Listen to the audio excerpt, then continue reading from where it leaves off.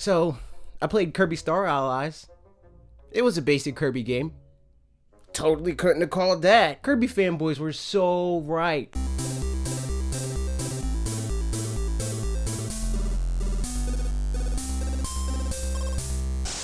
First of all, before I really get into the video, thank you guys so much for 10,000 subs. We've been working really hard on trying to make sure we get weekly content out to you guys, and I'm really happy that you guys enjoy it. Milestones like this help us know that you guys like what we're doing, and they ensure that we can do more for you as we move forward. With that being said, thanks again. On to 50K. Let me reiterate my thoughts before I even played this game. I never thought Kirby Star Allies was going to be a bad game.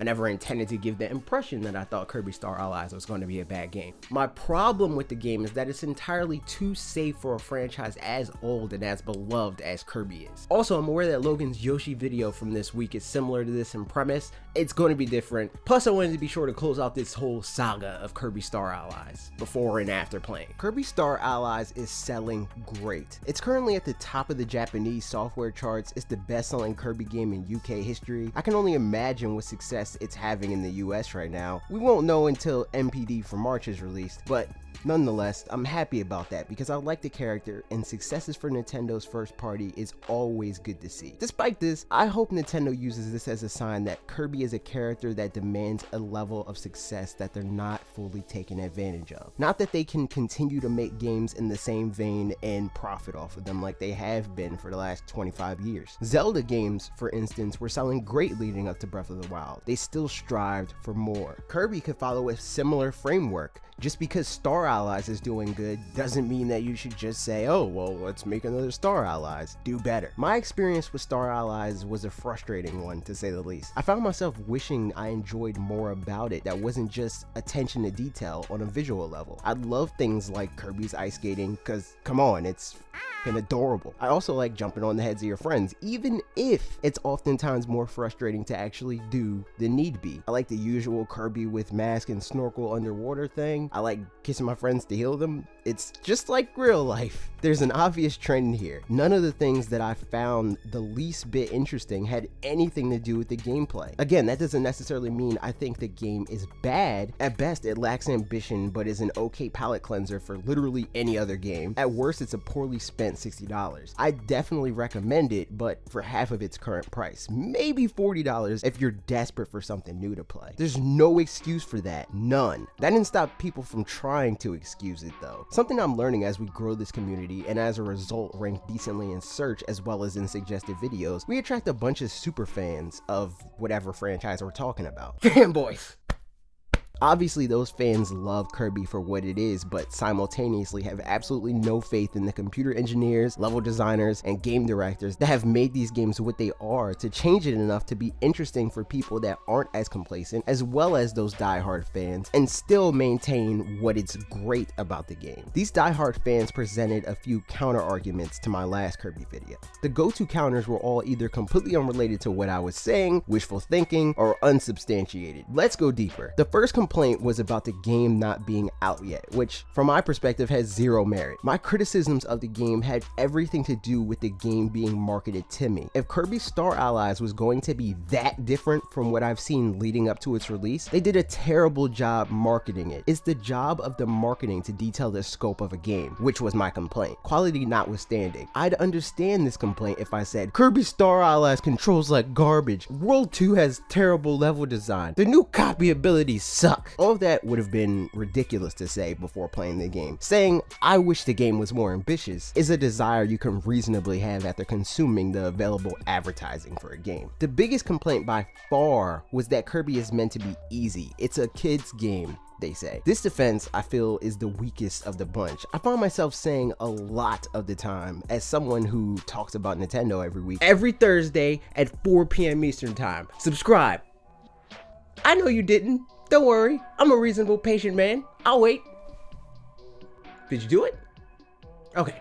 let's move on. Even games that are made for kids should be mechanically interesting, which is not mutually exclusive with difficulty, by the way, especially if you expect to spark their imagination throughout the entirety of the game, and most importantly, help them to become better gamers while simultaneously ensuring that they stick with the medium as it grows with them. What Kirby could serve to do is to be a game that helps the player elevate their skills as they move on. A game can be pleasant and also ramp up in complexity as you play through it after all. Games are and have been for some time now capable of scaling. They know that not everyone that's playing them is coming in at the same level. Games like Resident Evil 4 and more recently the Uncharted series are famous examples of games that adjust difficulty automatically based on how you perform. The attitude that Kirby needs to be frictionless to continue to attract children and super casual gamers is ridiculous. Mario, for instance, is another game that is approachable for children and casual fans. The difference is it presents a challenge and scales that challenge as you move on. Recent games have even given the option to have super easy modes assist you in clearing problematic stages. This is how you create a game that will be embraced by all. Introduce scaling. Game design exists. If you can't teach players how to play your game by playing it, no matter how difficult, that's the fault of the designer, not the skill level of the player. As a kid, I used to play The Lion King on SNES and had a great time doing so. Everybody these days seems to think it's impossible. I've watched young kids beat Calamity Ganon in Breath of the Wild with no problem at all. Kids are capable of much more than what Kirby presents to them on a depth level. I say all of this despite having the knowledge that HAL has said that Kirby isn't meant to be something only small children play. It's only meant to be approachable. The "it's for kids" anecdote is just something ill-informed diehards use as a defense for the game they like. As I continually say, Mario is approachable, and there's challenge, new mechanics, interesting level design introduced in those games. Hell, Sakurai's games as a whole are approachable, the difference being all of those scale. Kirby doesn't, except for in mini games, which I'll get to. I am well aware that Sakurai no longer works on the franchise. Don't even waste your time leaving that comment. An offshoot of this argument is that Kirby was designed to be played with 2 buttons. This argument is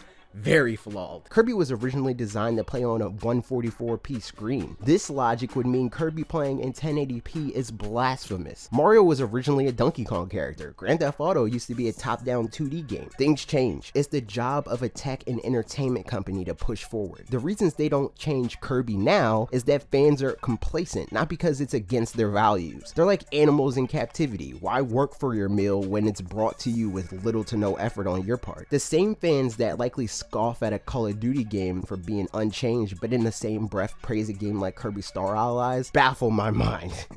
Kirby as a franchise evolves at a snail's pace, and that wouldn't be the case if the fan base had higher standards. Most of the interesting things in the games leading up to and including Kirby Star Allies have been the exception, not the rule. I played against one boss in Star Allies that I stopped and thought, that's a neat mechanic. And even that ultimately fell short due to not using the mechanic with a new twist as the fight went on. So many people have said to me since my last Kirby video, you need to play the final boss in Robobot. That's the platformer equivalent of the game gets good at 40 hours. If the bulk of your game is uninteresting, you will not see me playing through it to get through to that one notable part. If HAL were to combine what they've learned from micro games like Kirby Battle Royale or even things like Kirby Slam Heroes, implementing them into the whole of the boss fights, the overall level design, or anywhere in between, it would make the games infinitely more interesting. Instead, Kirby games take all of the things that could amount to an innovative, highly anticipated game by much more than the established fan base and squanders that potential by settling for making them mini games. Imagine if instead of being able to cook, use runes, or climb in Breath of the Wild, they were all made into separate mini games. Its impact would have been dampened for sure. And despite the fact that the comments are inevitable, scope doesn't equal difficulty. A more ambitious game wouldn't then magically become prohibitively difficult. There are training wheel-like mechanics to help provide the very same frictionless gameplay some of you know and love. It's on the developers to allow that to scale in the other direction as well though. Even if they couldn't go about changing Kirby by making it 3D for the first time in a full-fledged game because of the relative increase in general skill required, which by the way is ridiculous. The most popular current games with kids are 3D. Lego games are 3D. Minecraft is 3D. Fucking Barbie games games are 3D. I digress. Making a 2D Kirby game ambitious wouldn't be too hard either. Better design the levels to push back against Kirby's ability to float rather than it being an automatic win button. Add better puzzle-like challenges rather than requiring a specific power, and that's it. Design ways to clear those challenges with any power and leave it up to the player to find out what that solution is for their current power. That would lessen the tedium of moments like finding secrets in Star Allies and learning that you have the wrong power to get through the room and therefore can't clear it due to not knowing what power you needed. What is that? Make the majority of the bosses more interesting to fight. Keyword interesting, not necessarily harder. And for the love of Wispy Woods, make it at least 10 hours. Baffling thing that I've seen diehard Kirby fans say is, why does every game have to be ambitious? That is the very definition of complacency. I will never understand the mentality of a fellow fan that sees someone saying they want a character they all enjoy to be better and respond to that negatively. Imagine being that dude that said, Black Panther doesn't need to be a movie, it's fine as a comic.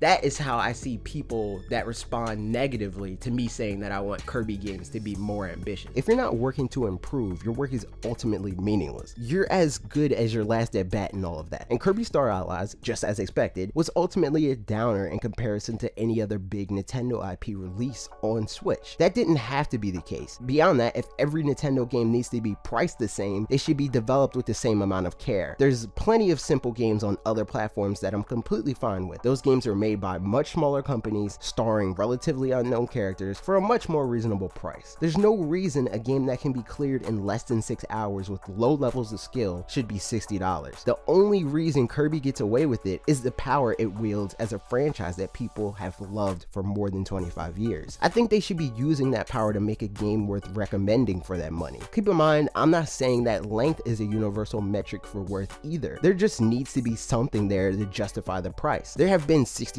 walking sims with phenomenal stories that are only 5 hours long that I would recommend. $60 multiplayer only games with best in show gameplay. Kirby doesn't offer anything like that. Even as the best game for kids, I'd recommend Mario Odyssey over it. But those are my thoughts. What do you think? Is Kirby firing off on all cylinders and I'm just wrong? Or does Kirby really have room to grow? Let me know in the comments, and while you're down there, don't forget to like, subscribe, and share this video with a friend that's also down on the new Kirby games, or maybe they love them and they want to argue with me about them in the comments. Whichever one works. And if you really like this video, make sure to ring the bell to be notified of new ones coming out every Tuesday and Thursday at 4 p.m. Eastern time. And if you like podcasts, we have one of those too. That goes up every Saturday at 4 p.m. Eastern time too.